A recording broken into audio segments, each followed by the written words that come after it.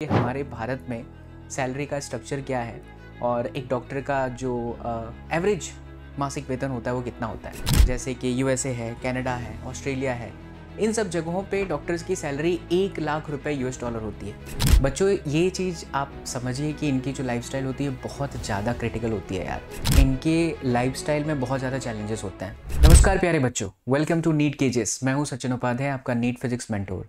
बच्चों, आज के इस वीडियो के अंदर हम बात करेंगे इंडिया में डॉक्टर की सैलरी एमबीबीएस जो करते हैं उनकी क्या होती है, और साथ ही साथ फॉरेन में यानी कि अब्रोड से करने वाले जो एमबीबीएस रिसेंटली डॉक्टर्स होते हैं उनकी सैलरी क्या होती है, साथ ही साथ उनका लाइफस्टाइल क्या होता है, सोर्स ऑफ इनकम कैसा है, क्या चैलेंजेस आते हैं। इन तमाम चीज़ों पर आज हम इस वीडियो के अंदर बातें करने वाले हैं। तो चलिए शुरू करते हैं। अगर आप चैनल पर नए हैं तो be a part of this beautiful family.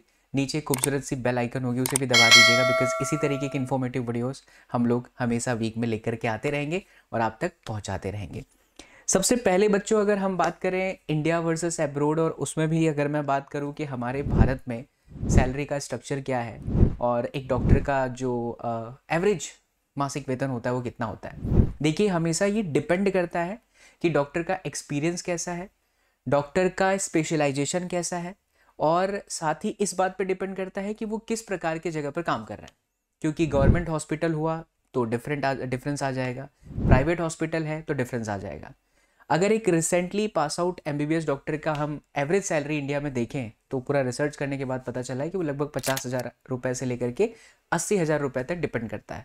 और वो भी इस बात पर डिपेंड करता है कि वो कहाँ पर काम कर रहे हैं और उनका स्पेशलाइजेशन कैसा है। खैर, अगर मैं बात करूँ इंडिया में सबसे ज़्यादा हाईएस्ट सैलरी किसी डॉक्टर का कोई फील्ड से रिलेटेड है तो वो न्यूरोलॉजिस्ट हो सकता है, कार्डियोलॉजिस्ट हो सकता है, ऑर्थोपेडिक्स वाले डॉक्टर्स हो सकते हैं। वहीं अगर बच्चों हम बात करें हमारे एब्रोड वाले जो डॉक्टर लोग होते हैं, एब्रोड के जो डॉक्टर्स होते हैं, उनकी सैलरी भारत के कंपैरिजन में बहुत ज़्यादा होती है। और ख़ास करके जो डेवलप्ड कंट्रीज़ हैं जैसे कि यूएसए है, कनाडा है, ऑस्ट्रेलिया है, इन सब जगहों पे डॉक्टर्स की सैलरी 1 लाख रुपए यूएस डॉलर होती है। अब आप भली भांति जानते हैं कि यूएस डॉलर, एक यूएस डॉलर की कीमत क्या है, लगभग 79 रुपीज़ या 80 रुपये जितना होता है। तो अगर आप उसे 1 लाख के साथ मल्टीप्लाई करेंगे तो ये नंबर काफ़ी ज़्यादा है। इसके साथ आपको ये भी जानने के, ये बहुत इम्पॉर्टेंट बात है, ये भी जान करके आपको बहुत लगेगा शॉकिंग कि एक जो न्यूली डॉक्टर होता है जो रिसेंटली पास आउट होता है उसकी सैलरी उतनी ज़्यादा नहीं होती, which is fact in all the field, है ना। ऐसा नहीं है कि सिर्फ मेडिकल फील्ड में ही ऐसा होता है। लेकिन जैसे जैसे वो डॉक्टर अपना एक्सपीरियंस गेन करता है, अपने फील्ड में मास्टरी हासिल करता है, तो उसकी सैलरी बढ़ती चली जाती है। लेकिन तब तक एज जा चुकी होती है। एज जा चुकी होती है इन द सेंस, इतना भी नहीं होता कि आपकी पूरी लाइफ खत्म हो जाती, बट हाँ, उम्र के एक ढाल के बाद जो है आपकी सैलरी अच्छी खासी हो जाती है। फिर आप अलग अलग तरीके से सोर्स ऑफ इनकम बढ़ा सकते हो। तो इंडिया और अब्रोड में ज़्यादा चांसेस होते हैं सैलरी हाइक के, और जो सैलरी का जो लेवल है, जो उसका वेरिएशन है, वो हमारे अब्रोड में ज़्यादा होता है कंपैरिजन टू हमारा देश भारत। चलिए, तो अब हम बात करेंगे लाइफस्टाइल। डॉक्टर की लाइफस्टाइल किस तरीके की होती है। बच्चों, ये चीज़ आप समझिए कि इनकी जो लाइफस्टाइल होती है बहुत ज़्यादा क्रिटिकल होती है यार। एक तरीके से आप समझिए कि इनके लाइफस्टाइल में बहुत ज़्यादा चैलेंजेस होते हैं और बहुत ज़्यादा ये स्ट्रेसफुल वर्क होता है, क्योंकि इनका स्लीपिंग साइकिल फिक्स नहीं होता डॉक्टर्स का। हमारे डॉक्टर्स का जो पर्सनल लाइफ होता है वो भी बहुत बार, कई बार जो है ख़राब हो जाता है, बिकॉज अलग अलग शिफ्ट में काम करना पड़ता है। कुछ डॉक्टर्स मॉर्निंग शिफ्ट में काम करते हैं, कुछ डॉक्टर जो होता है नाइट शिफ्ट में काम करते हैं। चैलेंजेस बहुत सारे फेस करते हैं। ये हमेशा उन पेशेंट के आसपास होते हैं, मतलब डिफरेंट डिफरेंट कैटेगरीज होती है यार, है ना।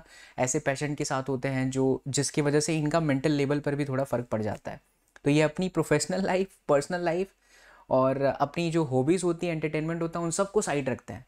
उसका एक ही रीज़न होता है, इनकी जो प्रायोरिटीज़ होती है ना, इनकी जो काम की प्राथमिकता है, वो सिर्फ और सिर्फ इनके पेशेंट होते हैं।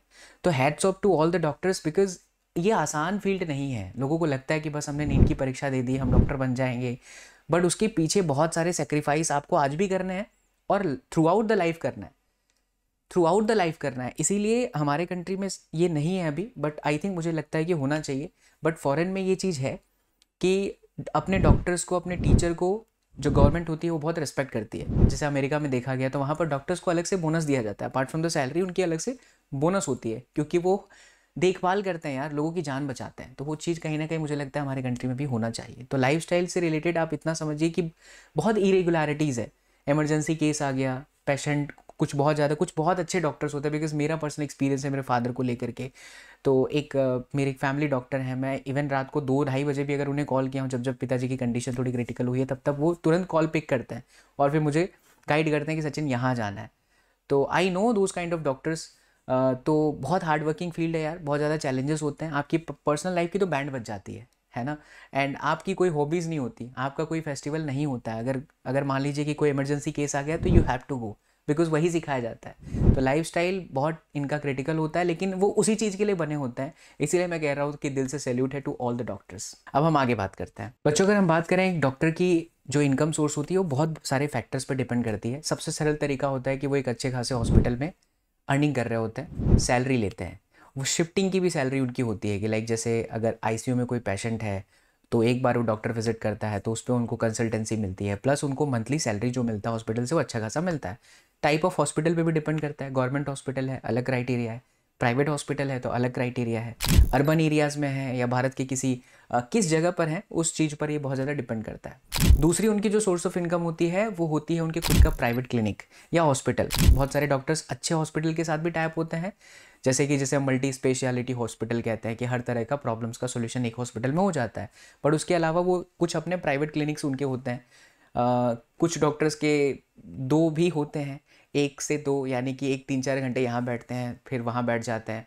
और यहाँ पर जो प्राइवेट क्लिनिक्स होता है वहाँ पर उनके जो कंसल्टेंसी होती है वो अच्छी खासी इनकम उनको दी जाती है। साथ ही साथ उनके जो कनेक्शंस बनते हैं रिलेटिव पे रिलेटिव, उसके बाद फिर उनका सोर्स ऑफ इनकम उससे भी ज़्यादा डबल हो जाता है जो उनको प्राइवेट हॉस्पिटल में मिल रहा है। इसके अलावा कुछ जो डॉक्टर्स होते हैं उनका अदर सोर्स ऑफ इनकम होता है कि जब एक्सपीरियंस वो गेन कर लेते हैं तो उन्हें कॉलेजेस के अंदर as a dean, as a professor उनके गेस्ट लेक्चर्स रखे जाते हैं, तो वो कंसल्टेंसी का चार्ज लेते हैं।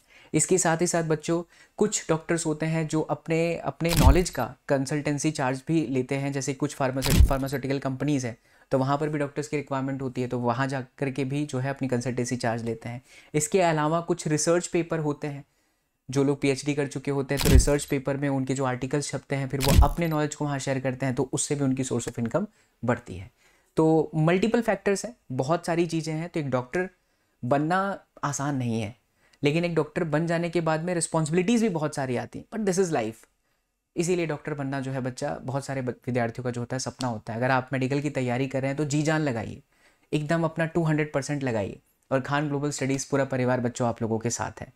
आपको इस वीडियो में जो भी कोई प्रश्न आता है तो प्लीज़ ड्रॉप डाउन कीजिएगा, कमेंट में पूछिएगा, बिकॉज मैं इसी तरीके की वीडियोस भी अब चैनल पर लगातार लेकर के आते रहूँगा, जहाँ पर हम डॉक्टर से रिलेटेड चर्चा करते रहेंगे कि अगर हम इंडिया में एमबीबीएस करते हैं तो क्या होगा, फॉरेन में करते हैं तो क्या होगा, कनाडा से करते हैं तो क्या होगा, क्या क्राइटेरियाज है, क्या नीट के बिना भी संभव है, हम मेडिकल क्षेत्र में रह करके कुछ कर सकते हैं। तो ऐसे तमाम वीडियोस पर जो है मैं बच्चा काम कर रहा हूँ। आपके जो भी वैल्यूएबल सजेशन है प्लीज़ दीजिएगा, और कोई भी आप लोगों को कुछ पूछना हो तो ज़रूर इस वीडियो में कॉमेंट के माध्यम से पूछेगा। वीडियो पसंद आया है तो जरूर शेयर कीजिएगा। मिलता हूँ मैं आप लोगों से अगली वीडियो में। जय हिंद।